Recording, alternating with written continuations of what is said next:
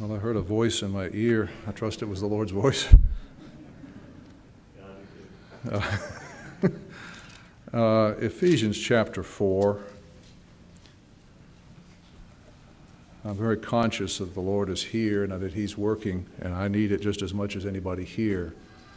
And that sometimes makes it difficult to get up. But let's just focus on something for a moment that I think is very key to everything that has been shared this morning. There's a germ of a thought that kind of came to me during the convention, and I just kind of thought about it and put it on the shelf, and then thought about it some more and put it on the shelf. And just being in the elders and deacons meeting the other night and in the men's meeting this morning, I was just amazed at how many thoughts were just dovetailing into things that I thought about. So I'll just trust the Lord. The first 3 chapters of Ephesians, as we've heard so many times, is a glorious picture of the revelation that God gave to Paul of the eternal purpose of God.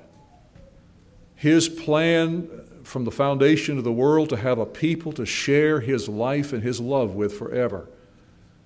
And it's a picture of where we were at in this process. We were dead in trespasses and sins. We had no inclination toward God. We lived under the dominion of wicked spirits of darkness that just had us to where we were clueless to what God had in mind. And yet God demonstrated His love. Even though we were in that condition, He reached out to us when we didn't deserve it. And it's in the light of all of this that Paul now moves to a different area of truth, because this is, as Carl said, this is the foundation. We need to see the purpose of God, the all-sufficiency of Christ, the incredible need, the utter need that we have. Okay, well, now what is really what the rest of the book is about. Okay, what is God after? What does He want? We know what He wants in eternity. We know where it's headed. We know what He has purposed to accomplish, something that will last forever. But how do we get there? How do we live in the meantime? Because here we are in this vale of tears, living with flesh that still hates God. But if we really know Him, there is a changed spirit. There is a new heart within that is now inclined toward God and wants to grow and wants to learn. So that's what Paul begins to address, and of course it gets very quickly into the things that have been specifically mentioned this morning. As a prisoner for the Lord, then I urge you to live a life worthy of the calling you have received. So in other words, that gives us an obligation, if you want, God. In other words, God's looking for something from us. I mean, obviously we need to respond in a way that's appropriate to the amazing grace that God has shown to us. It's unbelievable when you think about what He has done. And so, why would we just sort of say, okay, God, I'll take your salvation and I'll just live my life? That's what a lot of people do in this world, and God deliver us from that. I urge you to live a life worthy of the calling you have received. And of course, then he goes into some specifics.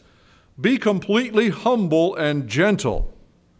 Be patient, bearing with one another in love. Make every effort to keep the unity of the Spirit through the bond of peace. Carl read the scripture that says we are one Spirit. We've been made to drink into one Spirit. Everybody that's truly joined to Christ has the same Spirit on the inside. So he doesn't say unity is something to be achieved.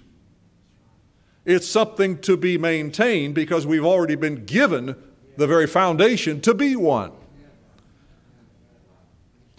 But here is the thing. There is something that stands in the way, squarely in the way of the purpose that God has declared that He has set for us, and particularly the way we're to live. And that, I believe, is no accident. The first thing that Paul says is this: be completely humble and gentle. You slide past this, you have no hope. If we are still living lives in which our ego is running the show in our lives, we are living lives of self-will, pride, stubbornness, rebellion, independence of spirit, then there is no hope of unity. Now, men have solutions to this, and what they do is have somebody impose unity. Okay, you're all going to do what I say. That's not what we were after. That's not what Christ is after. Christ is after a people who are so submitted to Him that it is His thought, His wisdom, His life, His direction that is actually in charge.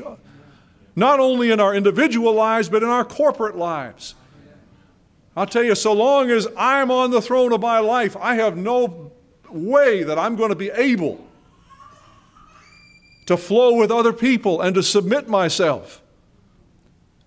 And so that is the foundation, functionally speaking, for the church. It gets down to what Thomas was saying, that we need to have a proper relationship first with God where we have abandoned the throne of our life. Now, I realize, I understand that there's a process involved in a practical sense with confronting the issues of life. Carl spoke about being in the school for 40 years. Well, I came about the same time.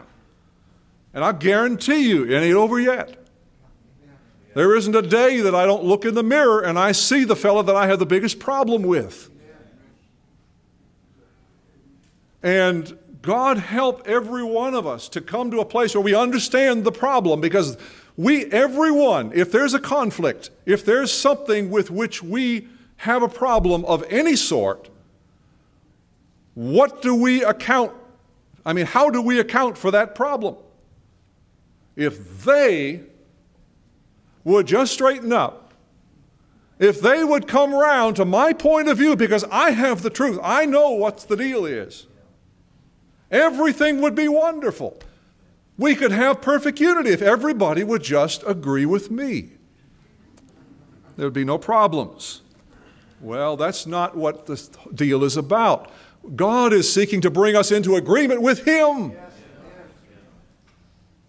And it's easy to see why Paul would begin with something like that. We know the problems, but I mean, think of what he has been saying that I just enumerated. Does anybody here have a reason, a logical reason? I realize we have emotional ones. Do we ever have a logical reason to put trust in self? Do we know where it's at? Do we understand all that we need to know? Do we have a basis for exalting our opinion above anybody else's? Do we have a basis for trusting in our own motives, let alone what we do? Any of this, is there any basis for trust in self? No, God rescued us as lost, helpless sinners. And so being completely humble is fundamentally coming down to the place where we recognize life as it is. If you want to look at it this way, it's nothing more than simple honesty. It's living in the light. It's living with the truth of what we are. Now, I'll tell you, the world is, and everything about our nature is utterly contrary to this. You listen to the psychologist and they'll look at somebody and say, their self-esteem is lacking. You've got to build up their self-esteem so they'll think more highly of themselves and then they'll be functional. Well, I remember something that Ravi Zacharias said that I guess I've quoted before. I don't know if it's original to him or not, but that God knows how to humble without humiliating. There's a difference. You know, we observe and we experience what happens when somebody gets the upper hand and makes somebody cry uncle and knuckle under.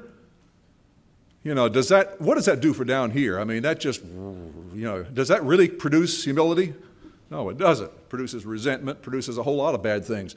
But I'll tell you, when God does it, He doesn't do it to grind us into the ground. He does it so that He can lift us up. I'll tell you where I get my self-worth from. It's not from me, because there isn't anything that I can point to, but I get it because He has received me as His child.